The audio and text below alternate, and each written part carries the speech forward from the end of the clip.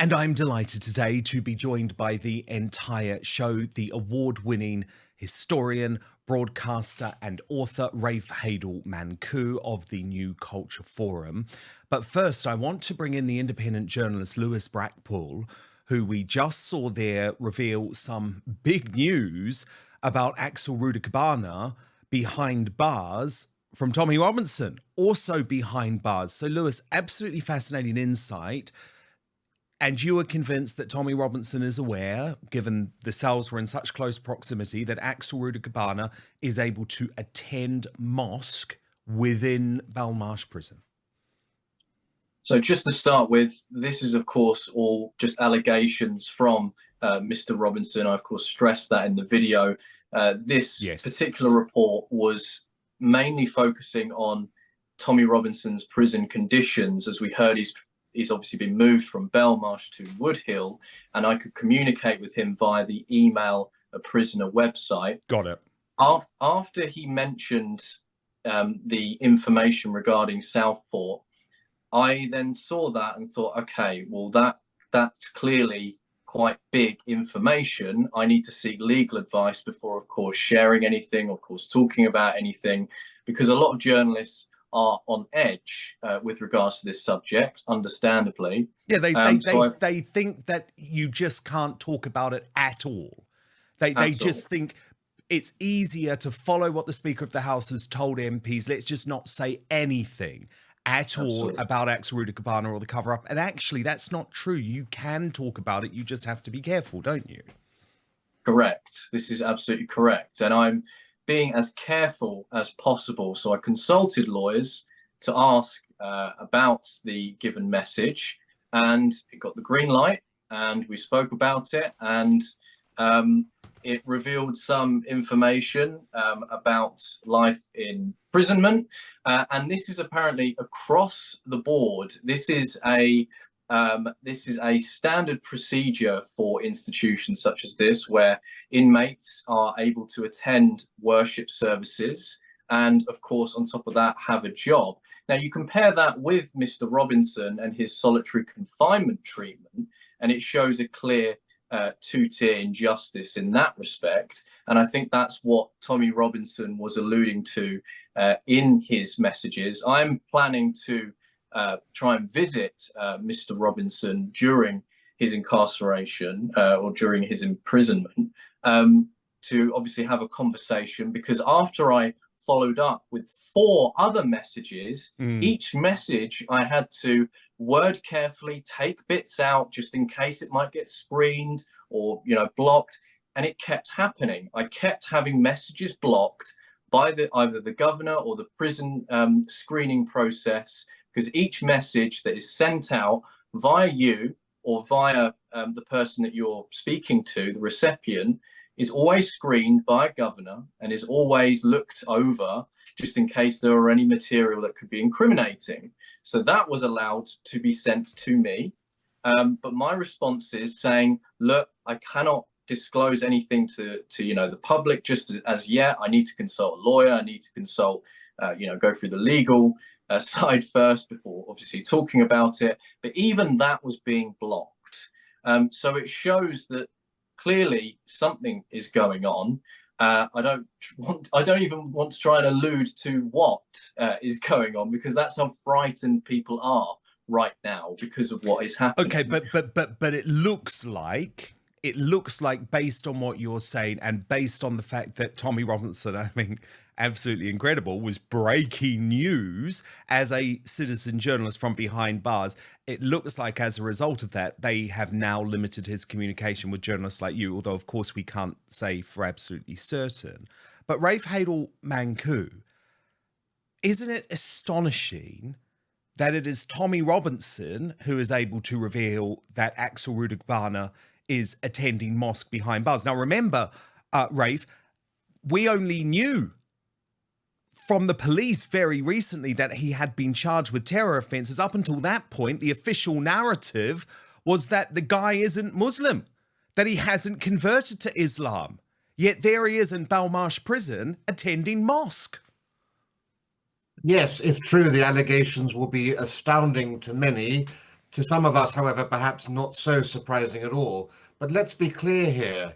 It is not sub judice to ask what our Prime Minister and our Home Secretary and the police knew in terms of this Al Qaeda material, the possession allegedly of ricin in the house, what they knew and when they knew it. And this terrible legal requirement that we have here in the UK not to discuss aspects of an investigation publicly for fear of prejudicing the trial, it's not the case in other countries, and it's consistently used and abused by politicians and others to conveniently sidestep questions. That's why Starmer and Cooper can get away with not responding to legitimate questions, including by MPs like Nigel Farage, whereas, of course, they were perfectly happy to condemn the Southport protesters as far-right thugs, even for the Home Office to call these protesters criminals before they were ever convicted. That was fine.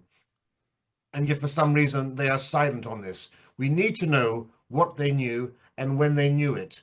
Because if it actually does turn out to be the case that despite saying it wasn't a terrorist incident, they knew about the possession of these materials, and yet they knowingly condemned people for telling the truth, and they knowingly allowed these people to be convicted and in many cases imprisoned for telling the truth, well, then it really will be one of the greatest scandals we've ever experienced in this country. And in normal times, that would definitely be a question for prime ministerial resignation, if not the collapse of an entire government. Indeed, indeed. But the problem that I have, Lewis, and it's so fascinating to me that here we are relying on independent journalism, independent shows like this, independent journalists like you, because as Rafe points out very clearly, it would be absolutely possible for a mainstream journalist to ask the Prime Minister and the Home Secretary what they knew about the charges against Axel Ruda-Cabana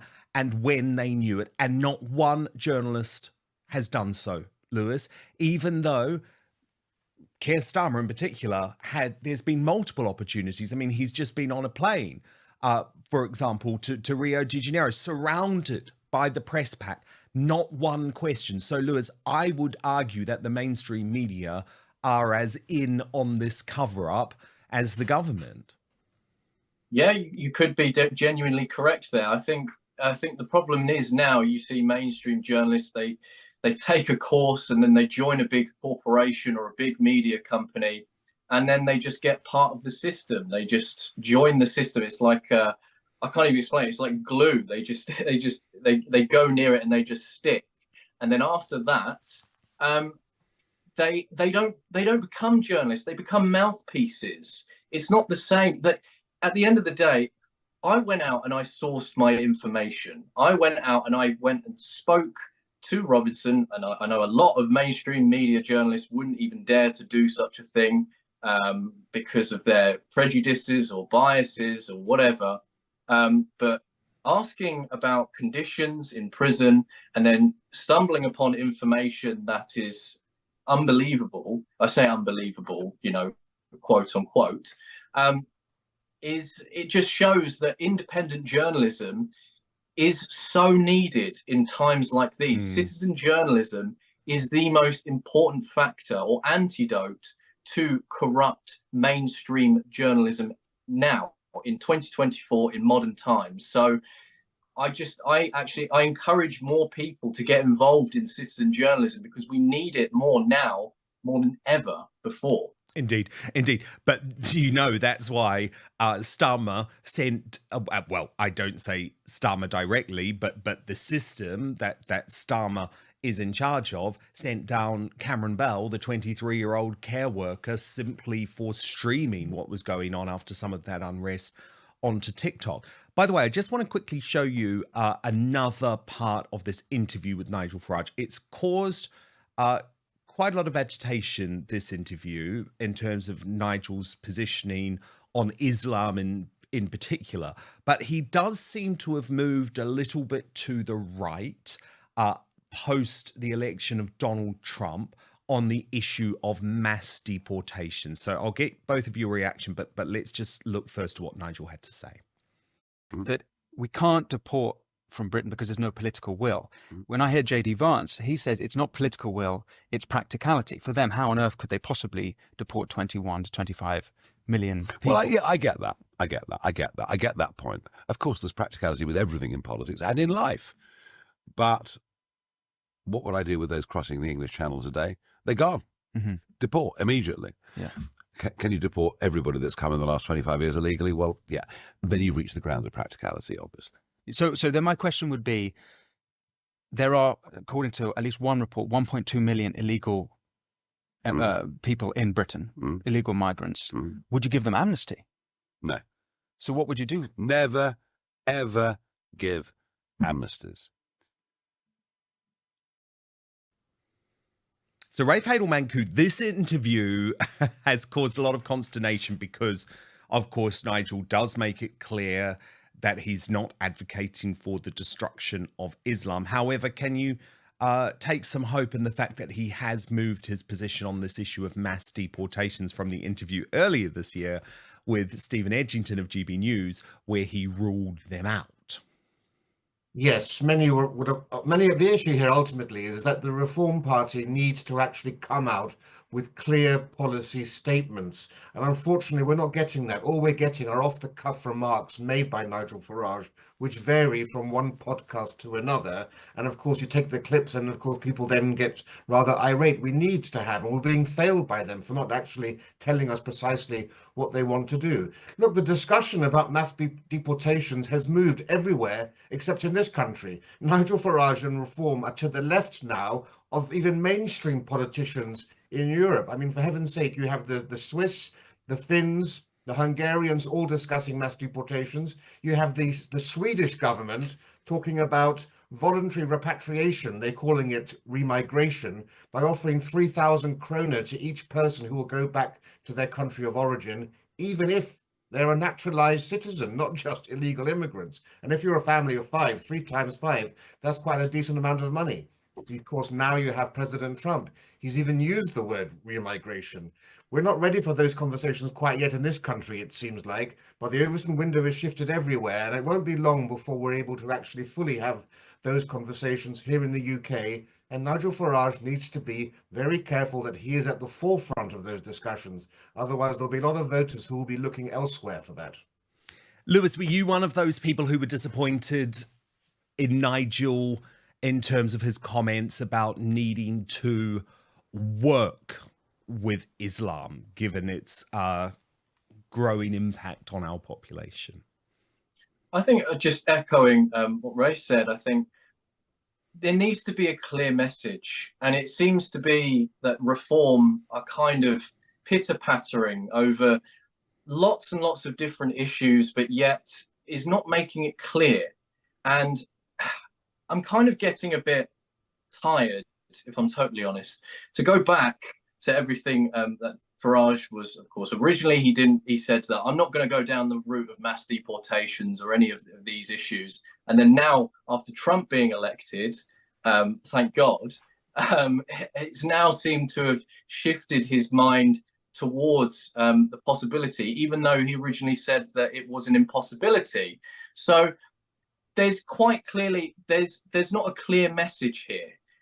So echoing the statement from the gentleman earlier, it's important that Reform must come out with a complete clear messaging and that everyone is on board with that sense. And I sense that a lot of people are scratching their heads at the minute thinking, where is this party going? We elected these guys as the opposition to Labour and Conservative because both of them have moulded into the same party. Yet there's flip-flop already, and they've only just been elected. So clear messaging, clear statement of policy, and a sense of direction, and giving voters reassurance that their vote counted. Indeed. Well, look, keep up the brilliant work, Lewis Brackpool. Your great independent journalism available from your YouTube channel. There it is, Lewis Brackpool. Thank you so much for being here today. Breaking right now, James O'Brien has been caught lying over his threatened departure from X. Just as it emerges, he receives preferential treatment from the UK government censor, the Ofcommunists. So James O'Brien posted on X over the weekend, "Don't think I'll be here much longer, and I never need replies." Well, immediately a community note was proposed on that post saying James O'Brien frequently blocks accounts on here, therefore proving he must read replies, as he admitted to in August 2024. Piers Morgan weighed in on James O'Brien's imminent departure from Elon Musk's platform, writing these squealy wokies all running away because they just realised nobody agrees with them anymore are so funny. But interestingly, this scrutiny of James O'Brien does not extend to his show on LBC, the Labour Broadcasting Company. The Stark Naked Brief has done some really good work on this, and I want to share it with you now. They write, in response to a Freedom of Information request in July this year, Ofcom, our broadcasting regulator, revealed that between 2020 and May 2024, they've received 926 complaints involving O'Brien. You'd expect that our regulator would have investigated him at least once, but you'd be wrong. Ofcom have not carried forward not one complaint. In contrast, when Mark Steyn provoked 4 complaints for his April 2022 broadcast where he talked about the government's own vaccine efficacy data, he was found to be in breach of Rule 2.2 of the Broadcasting Code. Note, Ofcom also took the position that they did not have to investigate either the safety or efficacy of the COVID vaccines in order to find Steyn's interpretation misleading. It's nonsensical to say the least. In a recent broadcast, O'Brien stated that anyone denying Trump is a fascist is a liar. The host has reached 1.46 million weekly listeners before, and he's telling his audience that one of America's most outspoken supporters of free speech is a dictator. It is unknown if Ofcom received any complaints over this, but that could also be very easily argued to be materially misleading. Yet Ofcom is nowhere to be seen. Rafe Heydel-Mankoo.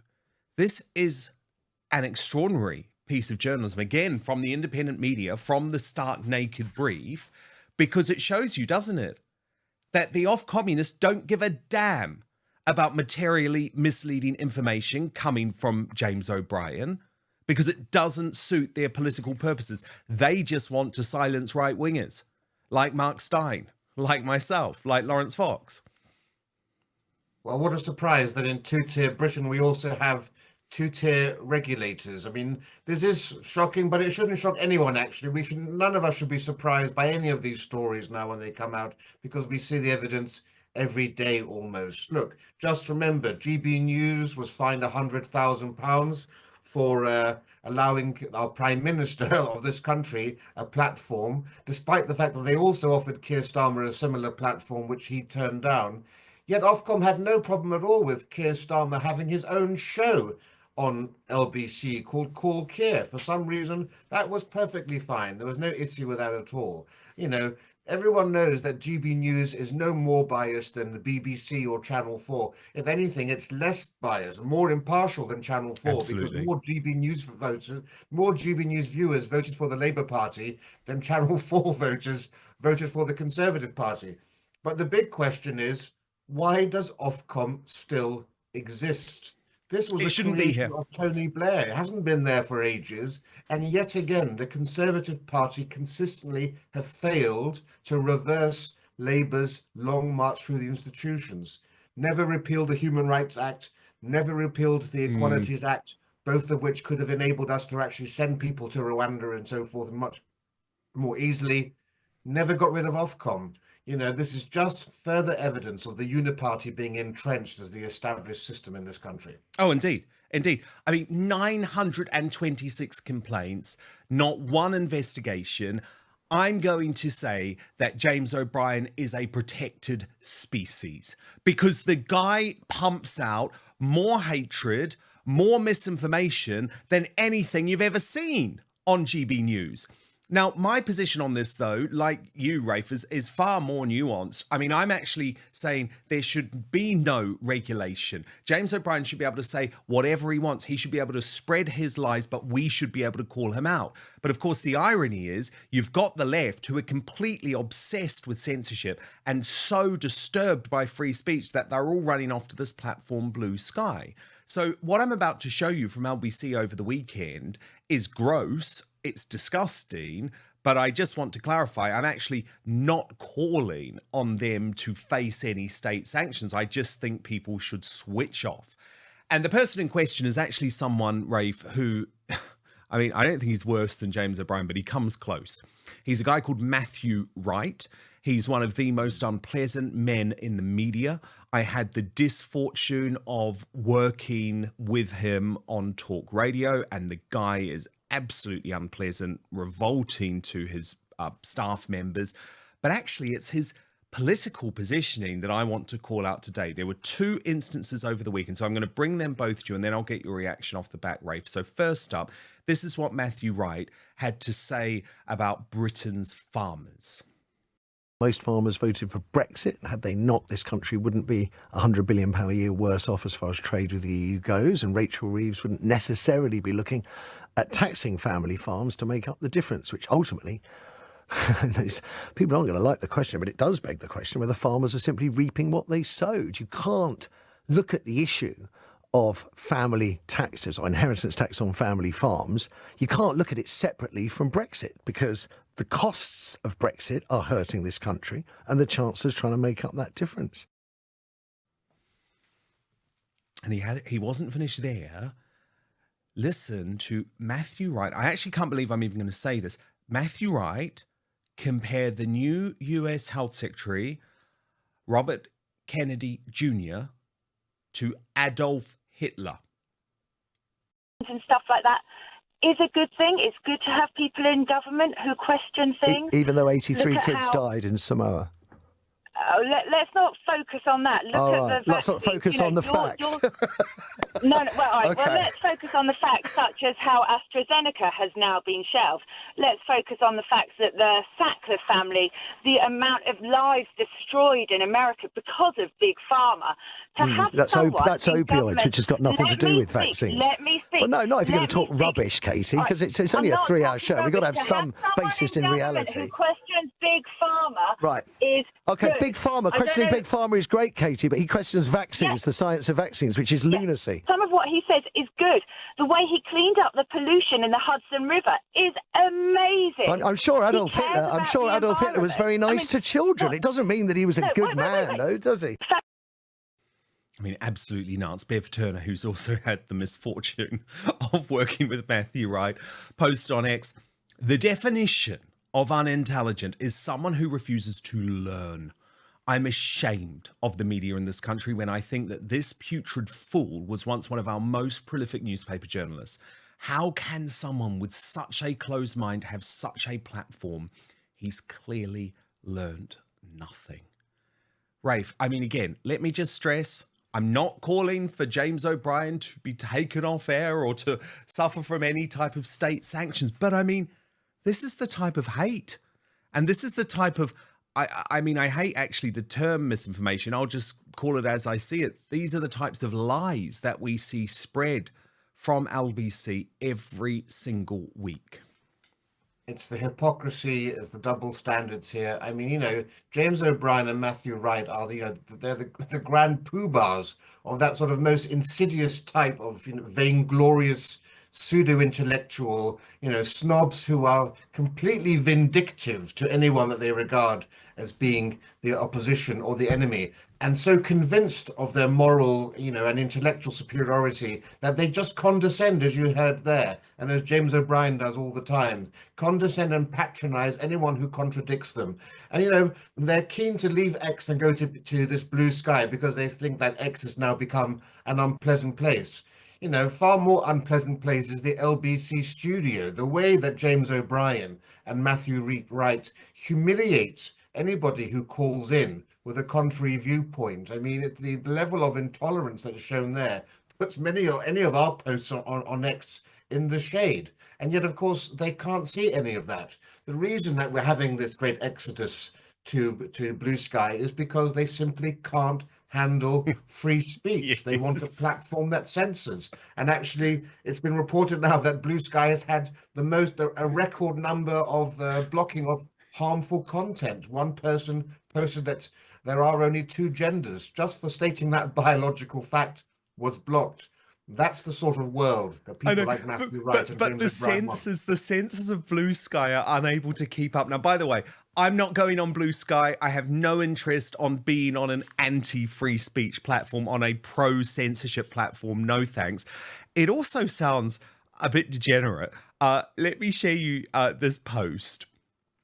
Which was someone who was trying to talk up Blue Sky, but it just made it sound horrendous. David Abbott wrote, Blue Sky was a haven for marginalized communities before the exodus from Twitter. The LGBTQIA+, black, sex workers, and furries communities were here early. They found a place where they could be themselves without judgment. So it sounds like all of that's fine, but if you go on and express a view like, as Rafe says, that there's 2 genders, you're immediately booted off. Chris Packham is also heading to Blue Sky. He released this video. It's grey sky up there. It's very grey, to be quite honest with you. But I've moved to Blue Sky. I've opened an account. I'm going to be posting on there as well as I'm posting on X for the time being. So log on to Blue Sky and find me on there for all the latest news about what we're getting up to and what's happening in the world that's both good and sometimes not quite so good, but we're going to fix it. Oh, goodness me, Rafe. Even more reason for me not to go. I mean, these lefties are pathetic, aren't they? They are utterly pathetic. They were completely happy being on Twitter when Twitter was their left-wing echo chamber. X is not a right-wing echo chamber. It simply allows us to be there like they are there, and they cannot handle it. And this is why they lose elections around the world. Precisely, they're so out of touch. I mean, where have the people on the left been protesting about being censored and blocked on Twitter? You never hear anyone say on the left saying that they were actually banned from X, do you? It is a genuinely legitimate free speech platform. And that's what terrifies them, because they want another Facebook, they want another Instagram, a place, you know, where unpleasant truths are silenced, a place where reality is subverted. It's sort of a la-la fantasy land they want to live in, a state called denial, if I can put it that way. So we must, you know, thank God for Elon Musk and X. But I'm just curious as to how long it will be before they come crawling back to X, when they realize, of course, that there is no greater platform for spreading your message. And so I think many of those people will actually end up inevitably coming back onto a platform like X. And we just all have to actually thank God we do have that, because if it wasn't for Elon Musk giving us the unadulterated full news rather than the curated versions of the news we get on mainstream media and elsewhere, we wouldn't know any of the stories we've been discussing today. Totally. Flooding Southport and so forth. Totally. Well, think how hard it was for me to do my job during COVID, for example, when I would try to talk about the lab leak or masks not being effective, whatever it was. And I would be censored from one big tech platform to the next. And sometimes it meant actually that you were too nervous about having these discussions because you wanted to maintain your platform for obvious reasons, because otherwise you were out of the discussion altogether. So no, thank God for X. But I promise you, I have no intention of going to Blue Sky. I will not go to a platform that believes in censorship. Now, How long would we last anyway? Yeah, well, indeed. They would probably get rid of me before I had a chance, actually. Rafe Heydel-Mankoo, don't go anywhere, because in just 1 minute time, we have a big development on the case of the Asian men who attacked the police at Manchester Airport. We'll hear from Nigel Farage on this in just 1 minute. But first, I love the holidays. It's my favourite time of year in so many ways, but I can think that these days it's a little bit demanding. You know, all the dinners, all the gift buying, all the planning. And as I get older, I will admit that I tend to burn out a little bit quicker each festive season. But not this year. I don't plan to burn out at all, Because while getting older is inevitable, feeling older isn't. As we get older, our body's ability to create energy declines, but recent scientific discoveries have found we can actually increase our energy levels in our cells by taking something called NMN. NMN has been shown to increase energy and endurance, activate our body's ability to burn fat, enhance mental function and health, improve blood pressure, regulate blood sugar levels, and support many other health markers. Finding high-quality pure NMN is hard, so I use Verso. They conduct third-party testing for each batch produced to guarantee you get what you paid for. It contains the highest quality NMN and other research-backed ingredients that have been shown to increase energy levels and slow down aging. After taking Celbene for some time, I feel like a younger version of myself. I've noticed more energy, enhanced endurance, improved cognition, fat loss, better sleep, and if I do get a cold, I recover faster. So click on the link in the description on YouTube and Rumble, or head on over to buy.ver.so/outspoken and use the coupon code outspoken at checkout. You will save a whopping 15% on your first order. So I'm just going to repeat the address: www.buy.ver.so/outspoken. Use the coupon code outspoken. But now back to the show. And breaking right now, Nigel Farage, Reform UK, and Richard Tice have said they will launch a private prosecution against the men accused of assaulting police officers, including a female police officer who was so badly attacked that her nose was broken and she ended up in prison. This is the announcement that Farage has made in the past few hours. Riots led to immediate arrests and, in some cases, imprisonment, not just for those that threw bricks, but for those who said things online. Yet, the appalling attack on police officers at Manchester Airport has been completely ignored. We think, as Reform UK, this is as clearer illustration of two-tier policing, two-tier justice in two tiers Britain.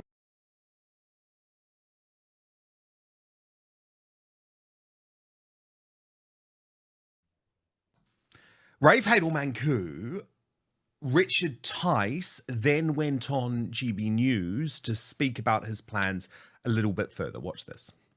And our view is, and we gave them notice back on October the 7th, our view is that this was of sufficient gravity, that it is in the public interest. We think a crime may possibly have been committed, and we're obviously careful about the lawyers and all that good stuff. But this looks a very serious incident, and actually our police officers, who they stand in harm's way, they protect us, mostly when they're unarmed. In this case, some of them were armed. They have a right to feel that the law will protect them in the event that there's a serious incident taken place. And so we think that a crime may have taken place and it is in the public interest, and that's the threshold. So if the Crown Prosecution Service are not going to do it, we think that it's incumbent upon us to start a private criminal prosecution. Rafe Heydel-Mankoo, is this the right decision by Farage, Tice and Reform UK?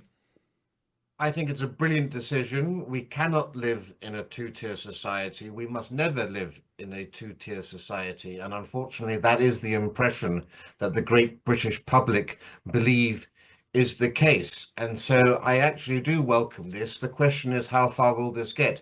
And it should be said, putting on, I have discussed this with barristers actually before, it is the case that the IOPC, the Independent Office for Police Conduct, is currently investigating the police's conduct in this manner. And there is, a lot of reason why the CPS wouldn't act in terms of the suspects accused of attacking the police officers until the IOPC conclude their investigation. And so it's not that unusual that the CPS should take this long to come forward. But what I would say is, this is the correct decision of Nigel Farage, because given the state of feeling in this country, given the feeling that there is a two-tier society here, 4 months after these attacks took place, for still nothing to be said or nothing to come out from the CPS, no charges to be laid, no even reports of an investigation going on, that's where public trust in our institutions fails. And public trust is the predominant and must be the predominant interest of our institutions to ensure that we don't have that trust eroded any further. And so I think, given the lack of statement, given the lack of any forthcoming from the CPS, I think having their hand forced by reform in this way is absolutely splendid. Absolutely, because the thing is, Rafe, we have seen that when there is political pressure, for example, with the so-called rioters or the people posting on Facebook or Twitter, to hell with process, to hell with any norms. In fact, the legal system, the judicial system can work at warped speed. Yet here's a case where there is clear public interest. It received just as much coverage as the so-called riots after the Southport massacre, and it's the opposite of warp speed. It's going at snail's pace. And of course, so much of this, Rafe, so much of this is about scaring folk into not saying anything. And Nigel spoke about how at the moment that strategy from Starmer is looking like a success. Watch this. His regime of fear has worked. It has shut people up. People are really scared. People that I've spoken to in and around Southport, relatives of those who've been involved in some way, are all too scared to speak in public. Yeah. So he was effective. Yeah. His reign of terror, as it were, was effective, but it won't last forever. Yeah. He says there's no such thing as two-tier policing. Even Priti Patel says there's no such thing as two-tier policing. Is he wrong? It's two-tier. I mean, what's happened to the Manchester attackers? Rafe, isn't it fascinating? Because I think, sadly, Nigel is right. And what we have been seeing with Alison Pearson is not just actually now scaring ordinary folk, journalists, commentators, public figures are becoming too scared to speak out. You're absolutely right, and Nigel is completely correct. You have Starmer and, Starmer's Stasi, the police now creating essentially a feeling whereby even if you are a respected national journalist, you have to think twice about what you say and what you post.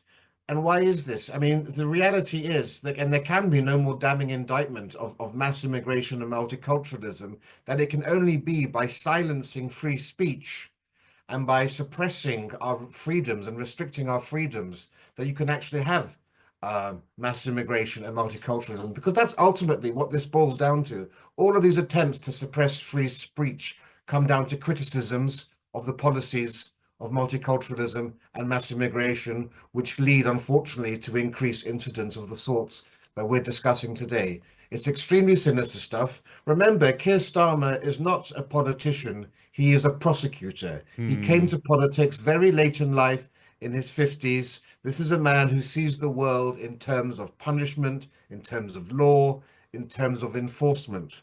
And that's something that should strike a chill through all of our hearts, because, of course, it runs completely contrary to all the principles of liberty for which this land ultimately became the progenitor for the entire world through Magna Carta from 1215. And we have never seen such an authoritarian, draconian regime as, unfortunately, we're now being subjected to. And of course, there are real human consequences as well. And we've seen that with Alison Pearson, who wrote over the weekend on X. Lots of people told me they too have endured this Kafkaesque nightmare, but were too ashamed to tell family or friends. It can be very scary and isolating. People could take their own lives.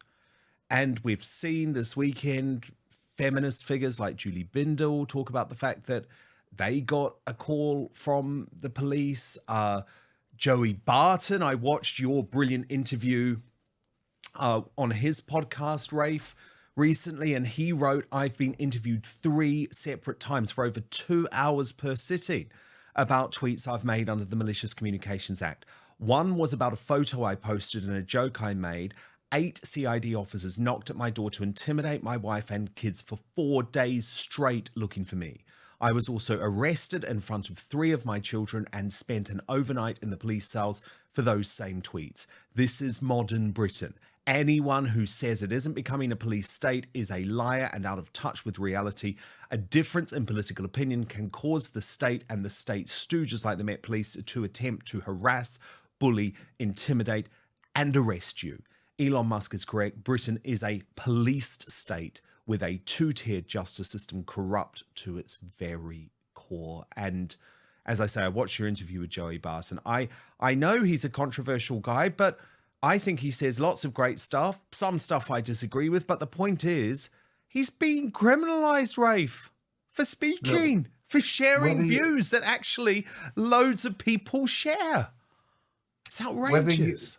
Whether you are, whether you're Lawrence Fox, whether you're Joey Barton, whether you're Narendra Kaur calling people coconut, no opinion should be so offensive that it becomes a police matter. I'm terribly sorry. I'm a free speech advocate, and I'm not biased in my view. I think everybody should be entitled to free speech. The more genuinely bad or wrong or hateful someone's idea, the more free speech there should be to counter those ideas. That's the way you deal with people's comments on the internet and everywhere. We've had a great experiment in this country of supervising and policing free speech, and it's been a complete and unmitigated failure. And it's difficult to see where this will end when you even have Tory councillors, as you have in Tory police commissioners, as you have in Essex, dealing with Alison Pearson, who are on the same side of Starmer's Stasi in terms of suppressing all of this thing. We should all be very afraid by this because, of course, as you've said, decent people who are the great majority of this country, who have common sense, who are expressing majority opinions, no longer feel that they can express those opinions. They're being cowed into submission by the vocal minority. I have said many, many times, and it's my main sort of platform, Britain is now a post-revolutionary society. The evidence is all around us, not least in the way that we have lost our free speech. Yeah, so terrifying, so true.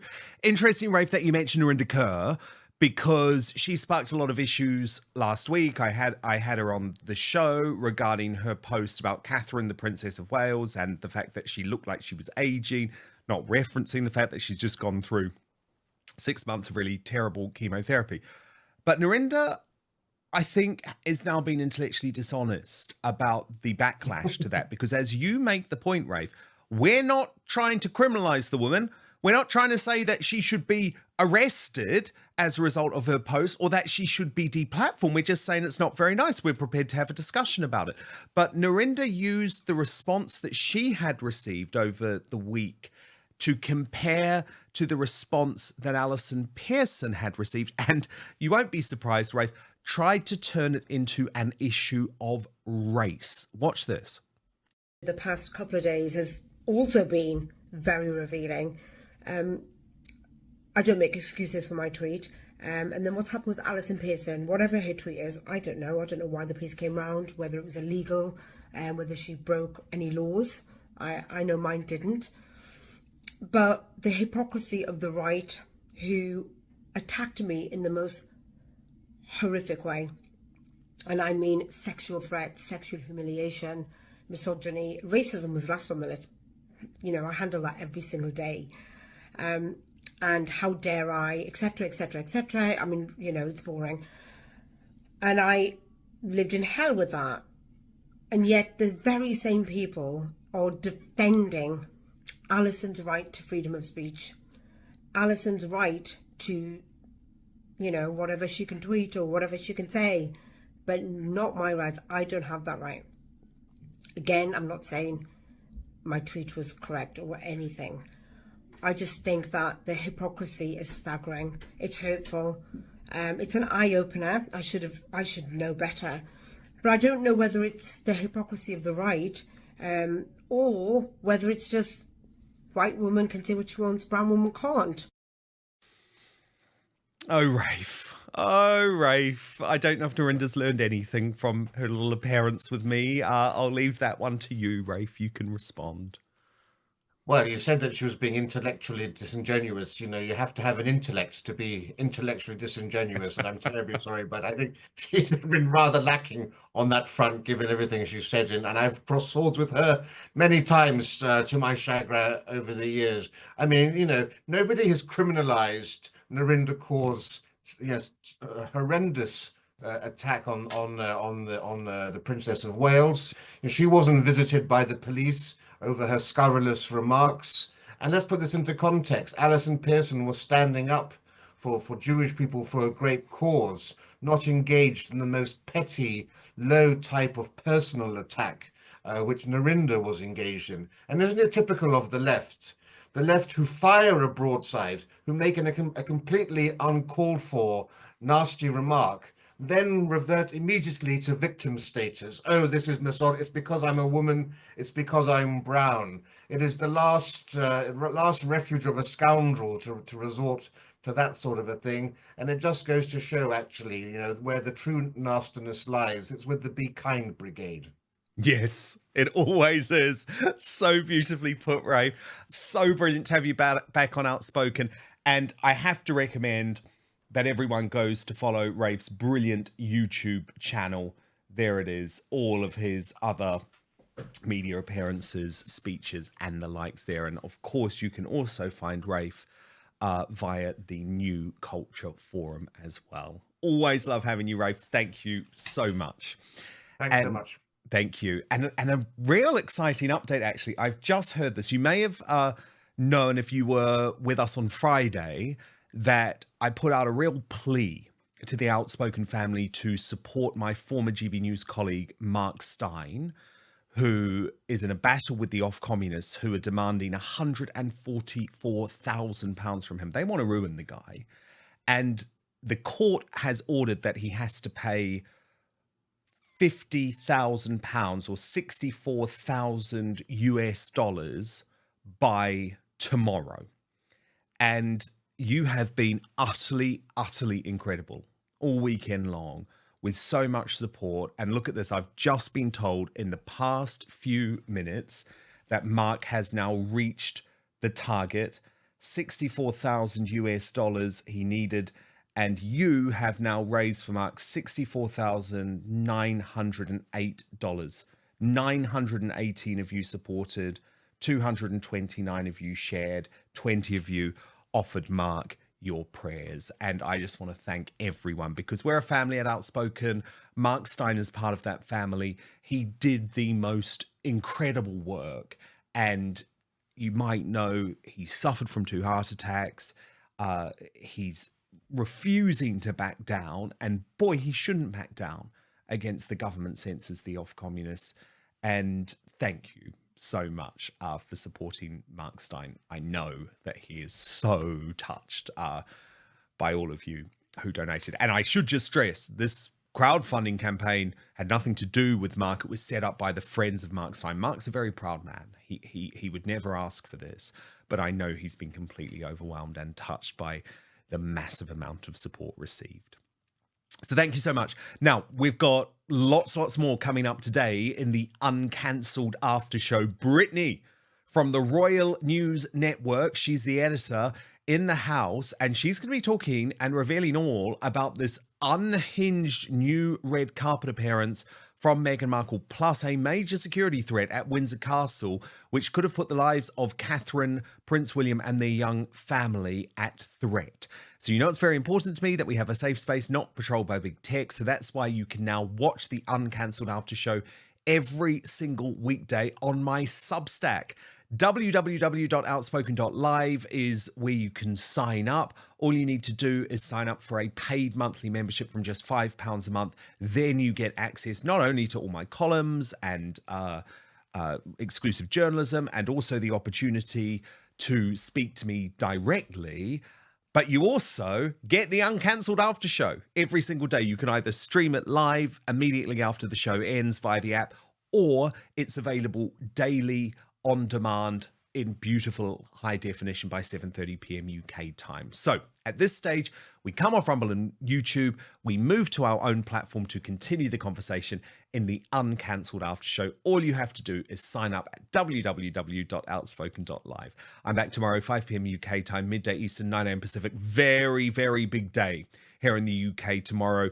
Go the farmers. I will be covering that big farmers protest on Westminster. So you're going to want to be here. Make sure you subscribe on YouTube and Rumble. I promise to keep fighting for you, but hope to see you on Substack with the uncancelled after show in just one moment.